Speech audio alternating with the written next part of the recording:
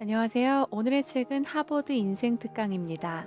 이 책은 10명의 하버드 교수들이 들려주는 인생 수업인데요. 소개해 드립니다. 추려 보았는데요. 함께 볼게요. 10장 사랑. 사랑 없이 살 수 없다. 신을 만나고 싶었던 소녀는 아주 먼 길을 가면 자신의 꿈을 이룰 수 있을 거라고 생각했다. 어느 날 그는 짐을 꾸리고 빵과 요구르트까지 챙겨 길을 떠났다. 그는 얼마 지나지 않아 피로를 느꼈다. 한 할머니가 공원의 벤치에 앉아 비둘기들에게 먹이를 주는 모습이 보였다. 소녀는 잠시 쉬기 위해 할머니 옆에 가서 앉았다. 그리고 가방에서 빵을 꺼내 입에 넣으려는 순간 할머니가 자신을 빤히 바라보는 것을 발견했다. 아마도 할머니는 몹시 배가 고픈 모양이었다. 그래서 그는 빵을 할머니에게 드렸고 할머니는 미소를 지으며 빵을 받았다. 할머니의 아름다운 미소를 또 보고 싶은 생각에 소녀는 요구르트를 꺼내 건넸다. 할머니는 이번에도 아름다운 미소를 지으며 감사의 말을 전했다. 그들은 각자 빵을 먹으면서 웃었다. 두 사람은 함께 벤치에 앉아 오후를 보냈지만 말은 한마디도 하지 않았다. 날이 어두워졌다. 소녀는 집으로 돌아가기 위해 몇 걸음 걷다가 다시 돌아가서 두 팔 벌려 할머니를 꼭 끌어안았다.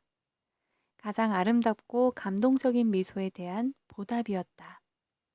집으로 돌아온 소년의 얼굴이 기쁨으로 가득한 것을 본 엄마는 깜짝 놀랐다. 오늘 왜 그렇게 기분이 좋니? 오늘 신과 함께 점심을 먹었거든요. 엄마의 깜짝 놀란 표정을 보면서 소녀는 이렇게 덧붙였다.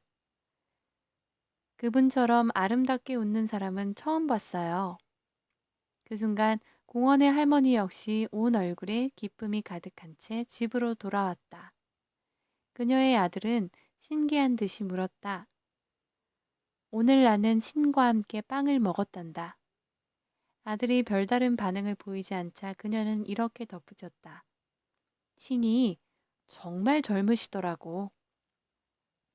사랑을 아는 사람만이 진정한 행복을 얻을 수 있다. 사랑의 빛 아래에서 생활한다면 당신의 생활은 무엇보다 아름답고 풍요로울 것이다. 사랑하는 것은 사랑받는 것보다 더 행복하다. 그렇기에 당신의 마음속에 더 많은 사랑의 씨앗을 뿌려 그것이 크고 무성하게 자라도록 해야 한다. 누군가를 사랑한다면 그의 사랑을 얻을 수 있다. 또 사랑의 놀라운 힘을 이해하는 사람이야말로 진정한 즐거움을 얻을 수 있다. 5장 즐거움. 현명한 사람은 내일을 걱정하지 않는다. 유명 의사인 윌리엄 오슬러는 존스 홉킨스 병원을 건립하고 하버드 대학에서 강의했다. 그가 사망한 후 하버드 대학 도서관이 그의 경력을 정리해 발표했는데 그 분량이 두꺼운 책 2권에 달했다. 이처럼 뛰어났음에도 불구하고 사실 그의 지능은 매우 평범한 수준이었다고 한다. 그는 어느 날 우연히 책에서 모호한 내일을 생각하는 것은 중요하지 않다. 지금 해야 할 확실한 일을 하는 것이 중요하다. 라는 글귀를 보았다. 이것은 그의 삶에 대한 태도를 완전히 바꾸어 놓았다. 윌리엄 오슬러는 사람들이 성공의 비결을 물을 때마다 오늘을 충실히 살았기 때문이라고 대답했다.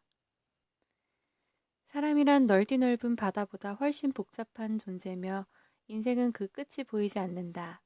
그러나 하루하루를 충실히 살기만 한다면 안전을 확보하고 계속 앞으로 나아갈 수 있다. 스위치를 눌러 지나간 어제와 단절하고 다시 한번 스위치를 눌러 아직 오지 않은 내일과 단절해서 오로지 오늘의 생활에 몰두하는 것이다. 물론 이것은 내일을 준비하지 말라는 의미가 아니다. 윌리엄 오슬러는 모든 지혜와 열정을 오늘에 집중해서 최선 그리고 최대의 결과를 만들어내는 것이야말로 미래를 맞이하는 데 가장 좋은 방법이라고 생각했다. 8장 실패.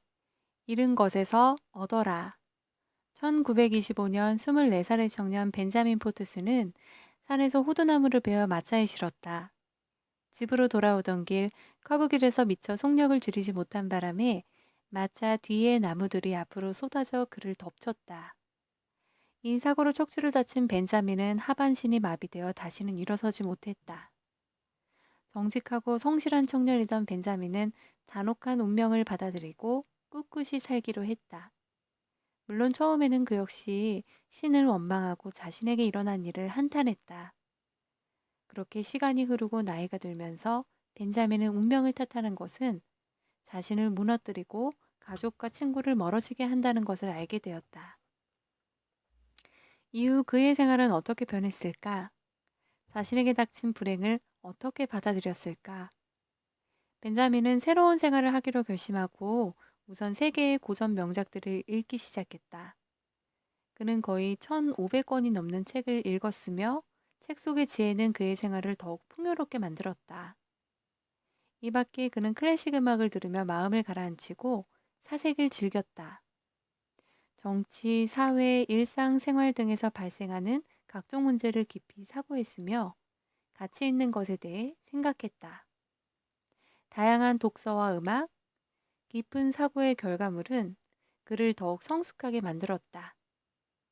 이후 그는 휠체어에 앉아 공공 문제에 대한 자신의 관점을 이야기하기 시작했고, 많은 사람이 그의 말을 경청했다. 그의 생각에 동의하는 사람이 많아지면서 그는 정계로 진출했고, 후에 조지아 주정부의 장관이 되었다. 윌리엄 제임스는 가장 큰 약점은 종종 예상치 못한 커다란 동력이 된다고 말했다. 올레불은 세계적으로 유명한 바이올리니스트다. 파리의 한 음악회에서 연주하던 그는 도중에 바이올린 줄이 하나 끊어지자 얼굴색 하나 변하지 않고 나머지 세 줄로 무사히 연주를 마쳤다. 한 작가는 이 이야기를 하며 이것이 바로 인생이다. 줄 하나가 끊어지면 남은 줄로 곡을 완성하는 것이다. 라고 말했다. 이것은 단순히 인생일 뿐 아니라 삶을 초월하는 훌륭한 지혜다. 당신이 가진 것을 활용하는 것은 누구든지 할 수 있는 일이므로 중요하지 않다. 정말 중요한 것은 어떻게 하면 당신이 잃은 것 중에서 얻을 수 있느냐이다. 이것은 매우 고귀한 지혜가 필요한 일이다.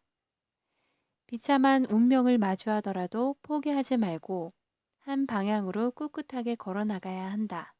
그러면 황무지를 벗어나 싱그러운 초원을 찾을 수 있을 것이다.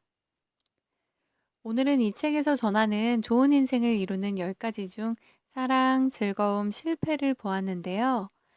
실제 책을 읽어보시면 각 페이지가 특별한 이야기들이 담겨 있고 인생을 이루는 10가지의 장 속에 알아야 할 것들이 마련되어 있습니다.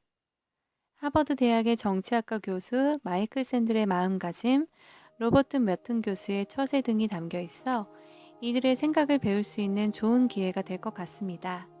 지금까지 책 하버드 인생 특강 장이치 지음 송은진 옮김 파주북스였습니다. 세븐키즈였습니다. 감사합니다.